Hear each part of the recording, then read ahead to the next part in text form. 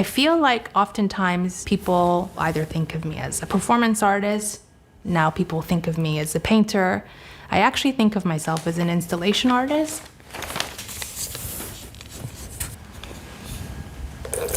I just feel very multifaceted in many ways, and I think the ideas are essentially the most important thing to me.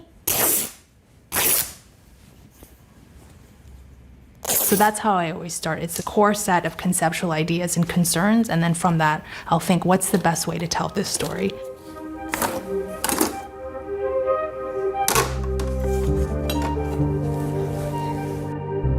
My name is Zadie Xa, and I am a Canadian-Korean artist based in East London.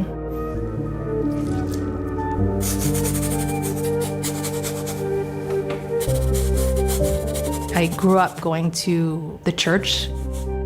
I grew up Catholic, and I think there's a lot of performative aspects when you go to Catholic church. There's a lot of rituals, a lot of step-by-step things that happen. There's costumes, there's kind of ornate performance, grand kind of like narratives being told at the pulpit.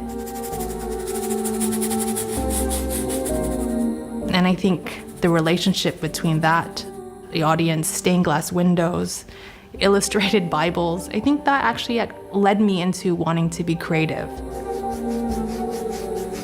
I've only realized now as an adult, which I think is really funny because I'm not religious in that way.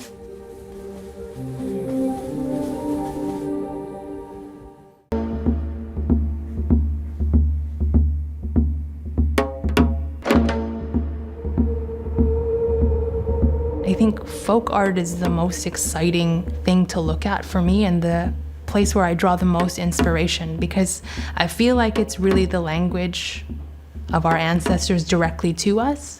For example, with Korean talchum, which is like a Korean folk mask drama, they call it.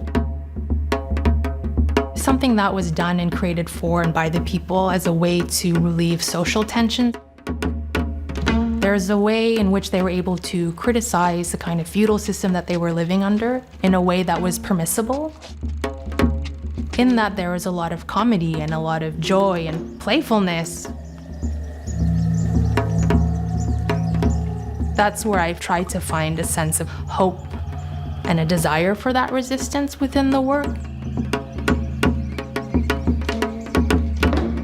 And also just this idea that, shamans were like the first artists, thinking about the person in front of a fire talking to an audience. And I suppose in many ways that's kind of the role I'm trying to fulfill within my own studio with my art practice. Thinking about ways to channel that energy, that experience.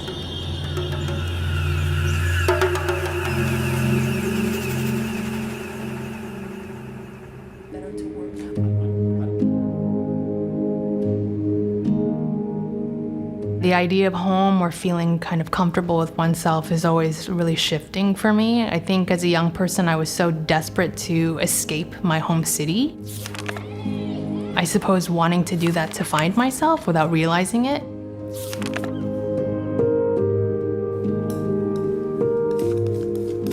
Often I feel a real sense of existential crisis about it, because I almost don't feel like I belong anywhere. When you move away from your home city and you go back, there are parts of it that obviously change. And you also can feel a sense of an outsider energy, because you're not part of the community as you once were. For me at this point, it's mostly being in the natural landscape in Vancouver or the Pacific Northwest coast.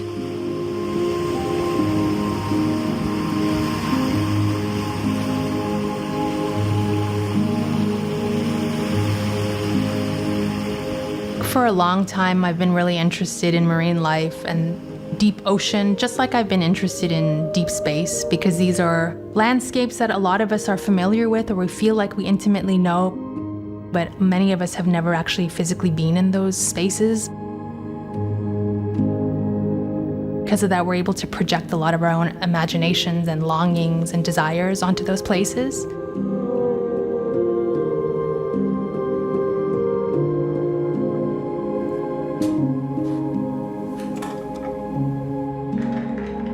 So I grew up with a single mom.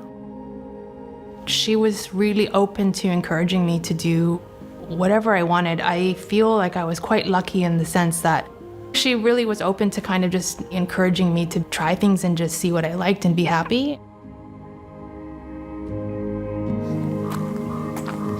I also feel like a really intense relationship that I have with my mom in a way that I feel extremely close to her. There was always this unspoken feeling of shame of growing up with a single parent and being in that type of non-nuclear family, which, you know, I think especially growing up in Vancouver, I felt isolated from.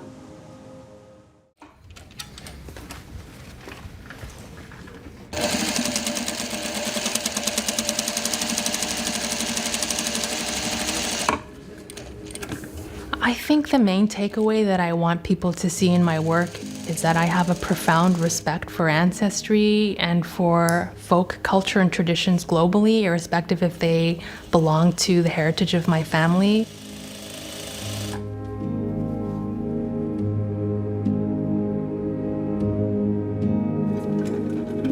I'm really trying to honor those traditions and have them kind of move forward into the future in different ways that are exciting, and hopefully try to inspire a sense of curiosity that a viewer might have then in their own heritage and their own folk tradition.